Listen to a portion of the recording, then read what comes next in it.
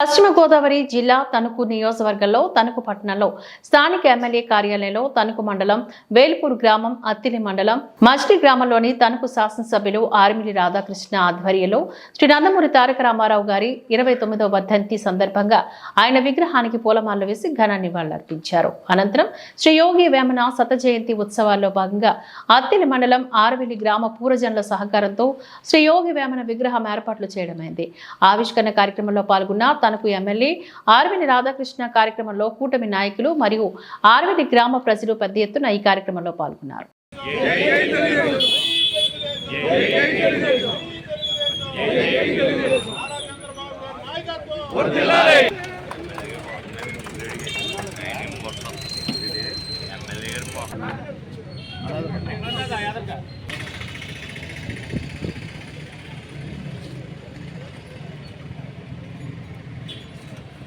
పడుతుందని ఈ సందర్భంగా తెలియజేసుకుంటున్నాను.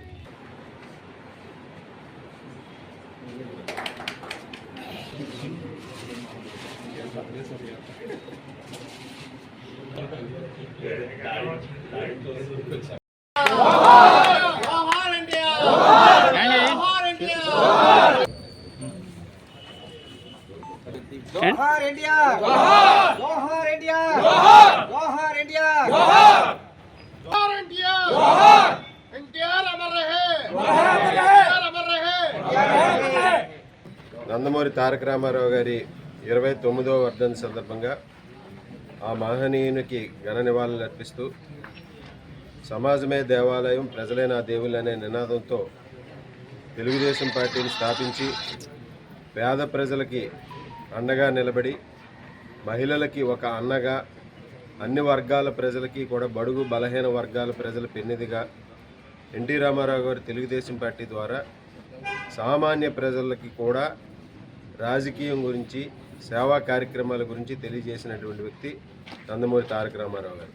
సినీ రంగంలో ఎంతో ఉన్నత స్థానంలో ఉన్నప్పుడు అనేక సినిమాలలో అనేక పౌరాణిక పాత్రలు కానీ సామాజిక పాత్రలు కానీ సాంఘిక పాత్రలు కానీ ఎంతోమంది ప్రజల జీవితాల మీద ప్రభావితం చేసే విధంగా ఆయన నటించి అనేక విజయాలు సాధించి సినీ రంగంలో ప్రముఖ స్థానంలో ఉన్నప్పుడు మరలా తెలుగుదేశం పార్టీని స్థాపించి 9 నెలల్లో అధికారంలోకి తీసుకొచ్చినటువంటి ఘనత ఈ రోజుకి కూడా ఒక రికార్డ్ అని చెప్పవచ్చు. అది ఎన్టీ రామారావు గారికి సాధ్యమైందని మనందరం కూడా తెలుసుకోవచ్చు.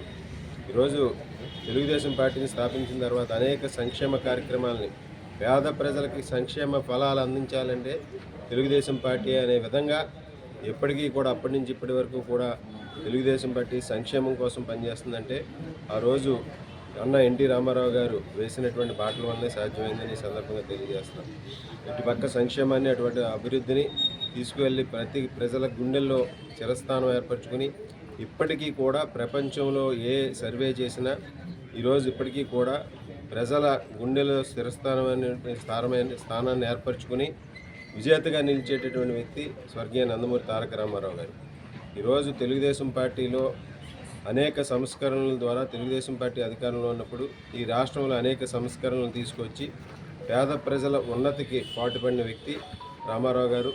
అలాగే తర్వాత ఈరోజు చంద్రబాబు నాయుడు గారు ఎన్టీ రామారావు గారి ఆశయాలను ముందుకు తీసుకెళ్తూ అభివృద్ధి సంక్షేమం సుపరిపాలన అనే నినాదంతో ఏదైతే ఎన్టీ రామారావు గారు ఏర్పరిచినటువంటి బాట ఉందో దానికి అనుగుణంగా ఈరోజు రాష్ట్రంలో సుపరిపాలన అందిస్తూ ముందుకు వెళ్తున్నటువంటి వ్యక్తి నారా చంద్రబాబు నాయుడు గారు.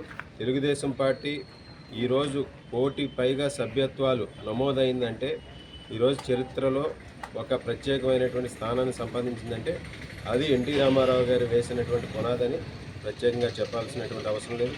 ఆ రోజు ఎన్టీ రామారావు గారు ఒక్కడగా తెలుగుదేశం పార్టీని స్థాపిస్తే ఈరోజు 42 సంవత్సరాల తర్వాత 1 కోటి మంది సభ్యులుగా చేరినటువంటి పార్టీగా ఈరోజు ఒక రికార్డు ఈరోజు క్రియేట్ చేయడం జరిగింది. తెలుగుదేశం పార్టీ ఎప్పుడూ కూడా ప్రజల పక్షాన్ని నిలబడి పేద ప్రజల బడుగు బలహీన వర్గాల అండగా నిలబడేటటువంటి పార్టీ.